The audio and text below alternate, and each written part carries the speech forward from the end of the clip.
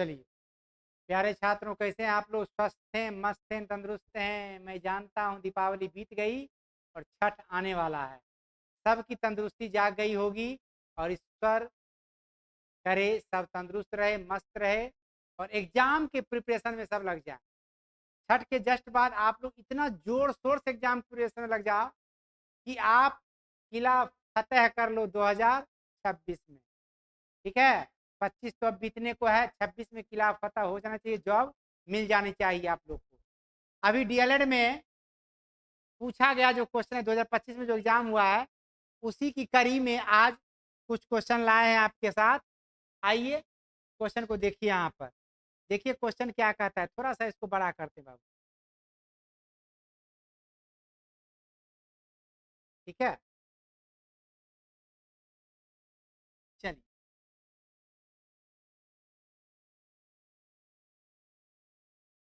देखिए आप question number 111। Reasoning का तो नंबर स्टार्ट होता है 111 से ही, आपको पता है। 111 नंबर क्वेश्चन कहता है, यदि किसी कूट भाषा में पेंट को लिखा गया है PAINT, पेंट को 74128 और एक्सेल को लिखा गया है EXCEL, एक्सेल को लिखा गया 93596। ठीक है, अब आपको एक्सेप्ट का कोड निकालना है, ACCEPT। देखिए ए के सामने क्या दिया हुआ? 4। आप यहाँ ए के सामने 4 रख दीजिए, सी के सामने 5 तो 5 5 रख दीजिए, ई के सामने 9 तो 9 रख दीजिए, पी के सामने क्या दिया हुआ आपका? पी के सामने क्या दिया हुआ आपका? 7 तो 7 रख दीजिए, टी के सामने 8 दिया हुआ है और ई के सामने 9 दिया हुआ है। आपका आंसर क्या हो? 455 978। 455 978 यानी आयोग भी आंसर दिया है आपका ए नंबर और बच्चा ने भी आंसर दे रखा है ए नंबर। दोनों आंसर सही है बाबू, ये आंसर आपका सही है। दूसरा क्वेश्चन 112 नंबर, भोपाल को लिखा जा रहा है ये। अब देखिएगा कोड में किस तरह से लिखा हुआ काम किया वो समझना है आपको। यहाँ OL लिखा हुआ है, पहला दूसरा थर्ड लेटर इसका ओ है, फिर पहला दूसरा थर्ड लेटर इसका ओ है, यानी प्रत्येक तीसरा अक्षर, पहले चलिए 1 2 3 ओ आया, फिर 1 2 3 ओ आया, क्या हो गया? जितना लेटर है उतना बार OL लिख दो, OL लिख दो, आ गया। अब यहाँ देखिए रांची में थर्ड है एन और आई, 6 लेटर है, NI को 3 बार लिखिए, अच्छा हो जाएगा। NI आंसर आ गया आपका क्या? विकल्प सी। और ये बच्चा भी दिया हुआ है आंसर सी ही इसका, बच्चा का भी आंसर सही है। ओ, और आयोग का भी आंसर सही है, दोनों आंसर सही है। चलिए आगे देखिए यहाँ पर 113 नंबर, वर्णमाला में अक्षर एफ के ठीक बाद वाले अक्षर, वर्णमाला में एफ के ठीक बाद वाले अक्षर क्या होते हैं? जी। बाद वाले अक्षर से 3 अक्षर पहले, जी के 3 अक्षर पहले, 1 अक्षर पहले एफ, 2 अक्षर पहले ई, 3 अक्षर पहले डी। आंसर क्या आ गया? डी। 3 अक्षर पहले, 1 2 3 अक्षर पहले, डी आ जाएगा आंसर। बच्चा ने भी दिया है सी, आयोग ने दिया है इसका आंसर बी। आयोग का आंसर गलत, बच्चा का आंसर सही। चलिए अगला क्वेश्चन आप लोग के सामने ये रहा।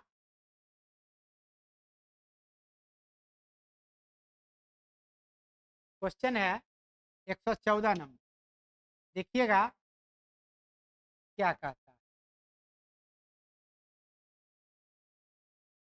कि y पूर्व में x के, y जो है x के पूरब में, चलिए ठीक है, जो कि z के, क्या z के? यहाँ पर क्वेश्चन इनकम्प्लीट है, क्वेश्चन ये गलत है, क्वेश्चन का डाटा ही इनकम्प्लीट है बाबू, क्वेश्चन ये गलत है। इसीलिए देखिए यहाँ पर बच्चा ने क्या किया है, इसका आंसर सी दिया है, बच्चा का भी आंसर रोंग हो जाएगा और आयोग का भी आंसर रोंग हो जाएगा। क्वेश्चन ही रोंग है, आंसर कहाँ से निकलेगा इसका बउआ? ठीक है, चलिए अगला क्वेश्चन आपके सामने ये रखिए। ये क्वेश्चन आप लोग देखिए ध्यान से।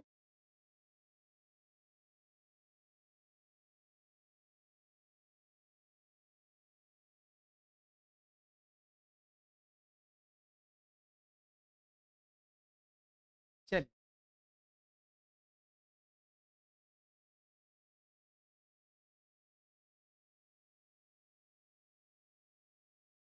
बनाते हैं क्वेश्चन नंबर 115 लीजिए। 115 नंबर क्वेश्चन क्या कहता है वो ध्यान दीजिएगा। क्वेश्चन 115 कहता है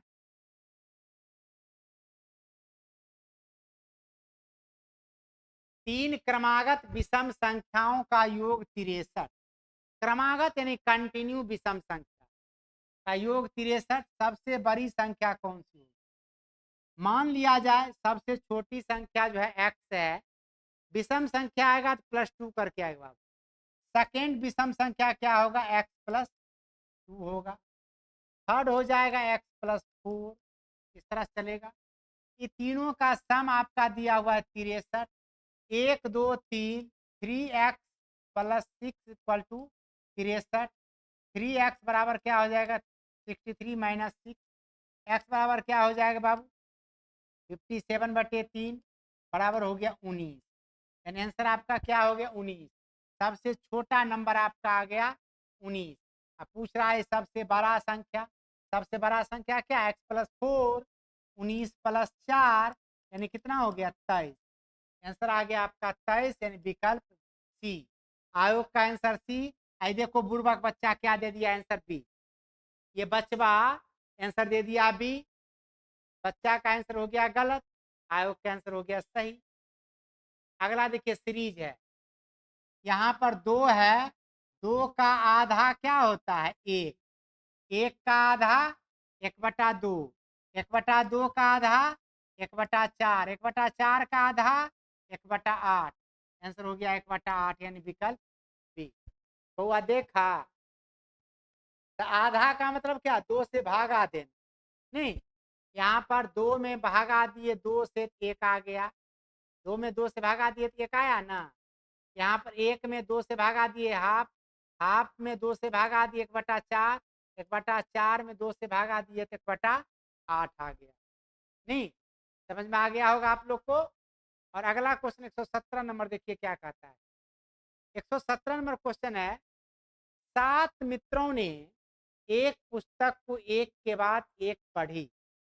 7 मित्र है, एक पुस्तक को बारी बारी से पढ़ता है। ठीक है। ई ने पुस्तक बी से ली। ई पुस्तक बी से लिया यानी बी पढ़ के ही ई को दिया होगा। बी के बाद ई पढ़ेगा। ई ने पुस्तक बी से ली और उसने पढ़कर सी को दी। बी ने ई ने पुस्तक बी से ली या पढ़कर सी को दे दी। ए ने एफ के बाद पुस्तक पढ़ी। ए ने एफ के बाद पुस्तक पढ़ी परंतु जी के बाद नहीं। ए जो है एफ के बाद पुस्तक पढ़ता है लेकिन जी के बाद नहीं, यानी जी के पहले पढ़ता है। बी ने पुस्तक डी से पहले नहीं पढ़ी। बी जो है डी से पढ़े, डी के बाद पढ़ेगा बी। सी ना तो ई ना ही एफ के बीच, सी ना तो ई तथा एफ के बीच पुस्तक पढ़ता है। सी जो है ई और एफ के ना तो काहे लिख दिया? सी ई और एफ के बीच पढ़ता है। सी जो है ई और एफ के बीच पढ़ता है तो यहाँ ए और जी हो जाएगा।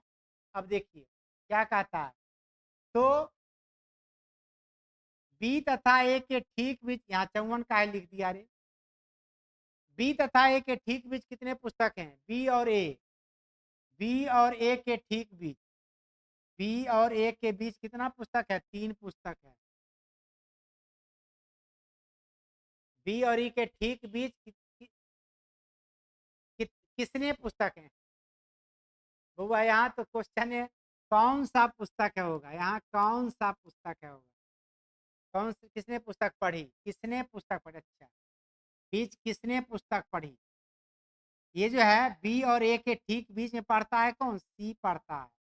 आंसर हो गया सी। आयोग का आंसर सही। बचवा का आंसर गच्चा मार गया। बच्चा का आंसर गच्चा मार गया और आंसर हो गया गलत। चलिए 118 नंबर क्वेश्चन देखिएगा।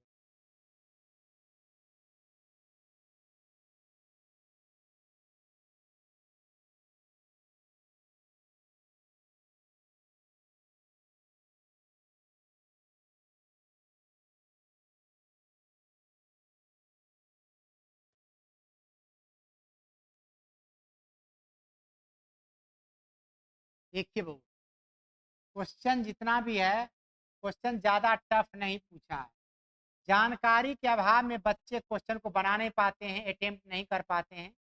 सही जानकारी लेना हो तो आप मिशन सिलेक्शन अड्डा ऐप पर जाइए और वहाँ से आप क्या कीजिए, रीजनिंग का मास्टर बूस्टर ऐप आया हुआ है, उस पर जा कर के आप सही जानकारी ले सकते हैं और अपने आप को बेहतर बना सकते हैं। अब आइए यहाँ देखिए, नीचे दिए गए विकल्पों में से विषम तत्व ज्ञात करना है। आपको विषम तत्व ज्ञात करना है, ऑड छांटना है। यहाँ देखिए 95 और 82 का अंतर है -13 का, इन दोनों का अंतर है -13 का, इन दोनों का अंतर है -13 का, इन दोनों का अंतर है -14 का। आंसर क्या आ गया? विकल्प डी। और बचवा भी दिया है डी आंसर। बड़ा बढ़िया बच्चा है, बड़ा अच्छा बच्चा है, हो आंसर दिया है डी हो। आयोग का भी आंसर डी आया, हमरो आंसर डी आया, नहीं हमरो आंसर डी ना आया, तोहरो आंसर डी आया। चलिए यहाँ देखिए, इस श्रृंखला को देखें, देखिए 4, 8, 17, 34, आगे नंबर क्या आना चाहिए? 4 के बाद 4 दूनी 8 प्लस 1 बराबर 9, नहीं 9 दूनी 18 -1 बराबर 17। चलिए बहुत अच्छा। 17 दूनी 34 प्लस 1 35। बउआ रे, प्रत्येक नंबर में गुना 2 प्लस 1, फिर गुना 2 -1, गुना 2 प्लस 1, अब गुना 2 क्या होगा? -1। 35 दूनी 70 में 1 घट गया 69। 69 आपका आंसर आ गया, जो कि विकल्प सी में दे रखा है। और आयोग का भी आंसर सी, बच्चा का भी आंसर सी, मेरा भी आंसर सी। तीनों का आंसर सही सही निकल गया, यानी आंसर 100% करेक्ट। अब देखिए 120 का चक्कर है, 120 का चक्कर है रीजन एंड एजर्शन का क्वेश्चन है। देखिए क्या कहता है, वस्तुओं में गति के कारण बल है। वस्तुओं में गति के कारण क्या है? बल है। गति के कारण नहीं, बात तो सही, वस्तुओं में गति के कारण बल है, वस्तुओं में गति के कारण बल है, बात तो सही है। स्पीड होता है जितना इसका फोर्स उतना स्पीड। बल एक भौतिक राशि है, कारण का बल एक भौतिक, बात तो सही है, बल तो भौतिक राशि है ही। ए और कथन और कान दोनों सत्य है, और इसको इससे कोरिलेट करते हैं। जब कोरिलेट करते हैं तो कथन का कारण जो है उचित रूप से व्याख्यान एक्सप्लेन नहीं दे रहा है, ठीक है। तो इसलिए ऐसा ढूंढना है कि एक कथन और कान दोनों सही है,